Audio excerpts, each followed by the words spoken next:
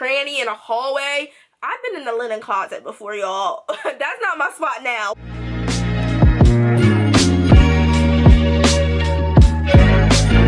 What's up, guys? It's Shay. Welcome back to the channel. If any of you guys are new, as always, I just introduced my channel by letting you know I do videos on nursing, beauty, and lifestyle.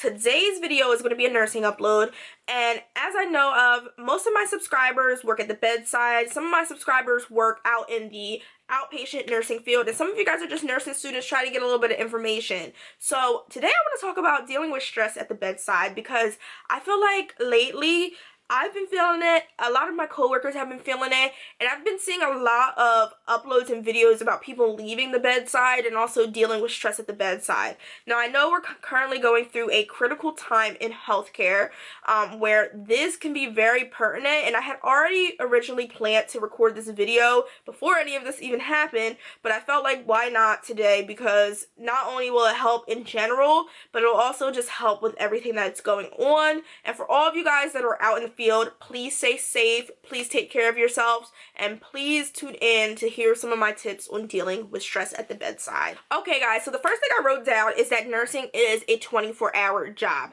And when I say this, it means that you're only going to work in your nursing career either a 12, a 8, a 16, 6 hours, whatever your shift is. And as high and mighty full as we think nurses are, we cannot be to our best ability trying to get everything the patient needs to get done in our one shift. It's just not going to work. Something's not going to get done. And why? Because nursing is a 24-hour job. People are always going to have issues, declines, things like that. And there's never going to be a time where you can get everything that patient needs done in one setting. But don't worry, because it's a 24-hour job, guys, you need to just be able to prioritize and delegate. That's why these were like the biggest things we were taught in nursing school, the biggest things that were on the NCLEX, because you need to look at your shift and tell yourself what needs to be done. What is a life and death situation? What is pertinent to this day and time? And what can I either lean towards the end of the shift, or what can be done later? This will help you guys a lot with bedside stress. And it's not to say hand over your work, and it's not to say be lazy and not do stuff because you know nursing is a 24-hour job. Trust me, when you have colleagues, we're able to identify people who just don't want to do their job and people who are really, you know, hustling and bustling throughout the shift, and you just can't get everything done. For example, I have many times gotten a report and somebody's like, oh, I wasn't able to change this dressing, or I wasn't able to, you know, put a new IV in. And I'm like, okay, cool, go home, I got it. It's a 24-hour job. But when you come to me with a list of 10 or 20 things you didn't get to do, or things that are priorities that haven't been done, like you can't come to me with a med that was supposed to be hung at 12 a.m. and at 7 a.m. say, oh, I didn't get to do this because I was doing all this other stuff. Nobody. But just make sure you know your priorities, know how to delegate to other disciplines, and know what can be done later. It's a 24-hour job, guys. Don't stress yourself if you can't get everything done. Tip I also have for that too is negotiate with your colleagues, especially if you're back the next day. So most of the time, if I'm not able to do something, I'll tell them straight report, hey, the only thing I didn't get to do today is, you know, change this dressing. I'm back tomorrow. I can do it tomorrow. Most of the time, your colleagues either going to be like, hey, don't worry about it, I got it tonight. Or, okay, you're back tomorrow. That's fine. You can do it then. Either way, you don't have to scramble everything into 24 hours, especially if it's not a priority in that time. My second thing I can tell you guys is if your patient made it alive throughout your shift, that is your biggest priority. You have done your job. And it took me a while to learn this. I used to get stressed over such little things, guys, at the bedside. Patients not being able to do this, patients not being able to do that, patients not being able to, you know, get this test done or eat this, or things that really, they're important because patients, you know, there's things that are optimal and things that are important to a patient's healing process. But if your patient made it to the end of your shift alive, guys, you did your job. And I don't say that to be, you know, pushing things off and to be, you know, just very ill-willed. I say that with a positive mindset. Like I said before, you're not going to get everything done in a 12-hour shift. And even if you're able to get that done, there's still going to be other stuff that needs to be done for tomorrow, paperwork that needs to be done, etc. But if your patient made it to the end of the shift, I feel like this happens to me all the time when I've had a crazy shift. I have a crazy shift, and yeah, I got a chart at the end of the shift, but guess what? all 5 or 6 of my patients are alive and at a stable condition enough to go to another nurse, and then I can take care of this other stuff later. Third thing I want to tell you guys is never take it personally. And I'm saying this because being in the hospital is a very stressful time, not only for the person in that bed, but the people that are related to them and everything around them. You will get a lot of backlash, especially because you are the first person that most people have contact with. The patient, the patient's families, even providers. You are like a gateway or a gatekeeper to each and every communication and each and every situation that patient has to go through. That patient can go down to a procedure, y'all, have the worst experience, had a argument with the nurse down there, and come up and take it all out on you and never said nothing to that nurse that was downstairs. Family members can be stressed because their family members in the hospital. They don't know how they're going to pay bills. They was the breadwinner, and they will get on the phone with you and cuss you out because you don't know when this patient's going to be discharged. And it's only because, guys, you were the first person to be in contact with all these people. Never take it personally. Half the time you will find out after you have encounters with whether it's a patient, a family member, or a colleague, they will come back to you and say, hey, I was stressed, or there's a lot going on and that's not the way I really wanted to approach it, but you were just the first person I seen and you were like the face of everything. I can tell y'all plenty of times, the patient, I was nice to the patient all day. The doctor came in and said something to the patient. I came back in to check on the patient, and then I got the backlash for it. Sometimes you're just the punching bag, and it's true in nursing. Sometimes you're grateful that you're the punching bag, because in reality, I can take those punches and I can swallow them. But if you would have said that to somebody else, I would have not wanted to be in the room because I don't know what was going to happen. So I'm a very sensitive person, guys. It took me like 2 years in nursing to learn not to take stuff personally. But I'm telling you, from the most sensitive person that will cry over like stupid crap, I've learned just, you know, if a patient wants to snap, go ahead and snap. I'll let you do your thing. Come back. You okay? Yeah. They'll tell you, I didn't mean to. I was just overwhelmed. It's overwhelming being in the hospital, guys. So let your patients do. Never be disrespected. Never get hit or anything like that, but sometimes you just can't take what goes on personally. Alright guys, we're almost finishing up. So my fourth tip I can give you, and some people are probably gonna kill me for saying this or saying things, I know guys, but you know, we gotta take care of ourselves out here. You need to find a quiet place at work.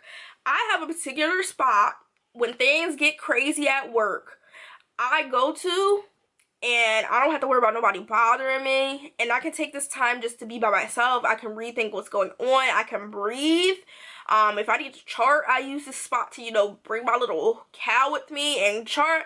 And this is my little, it's not a secret spot because people probably at work already know where it is, but it's just a spot where you're to yourself, you're away from patients, you're away from all the hustle and bustle of your floor, and you can just be by yourself and kind of recollect yourself.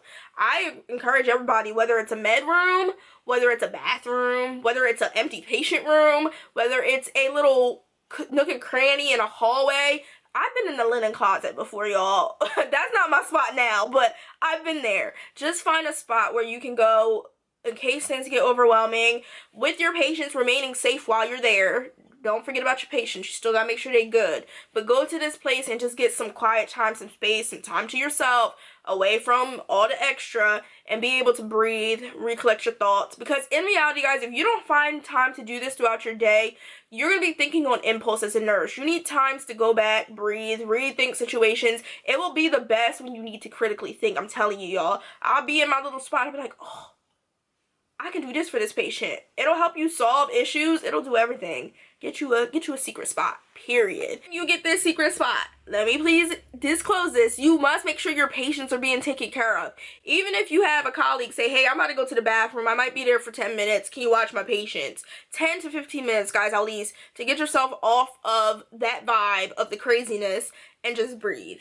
But you need to make sure your patients is taken care of. Don't go to work telling them that Shay said you can take 15-minute breaks and not have anybody watching your patients, because that will not be good for your license. I'm telling you. Alright guys, so the last tip I want to give you guys is something that I've been practicing critically during this time that we're having now, and even in general before all this crazy stuff started, is make sure you practice self-care on your off days. I know a lot of you guys who are nurses have children, we're in school, we have tons of things that need to be done. We get our 3 days done, and that's not the end of our work. But between those days that you have off, guys, I don't care what you do. I don't care if it's once a week. I don't care if it's a half a day. You need to find time for self-care. Self-care don't have to be expensive. Self-care don't have to be, you know, going to the spa and going to the beach and all that stuff. Self-care can be sitting in your room, reading a book.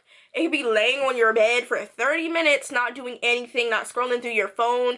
You need some time to back away from all the madness and just enjoy yourself and take care of yourself. Go eat a salad. Go eat a cheesesteak if you can. Pay attention to your health protocols.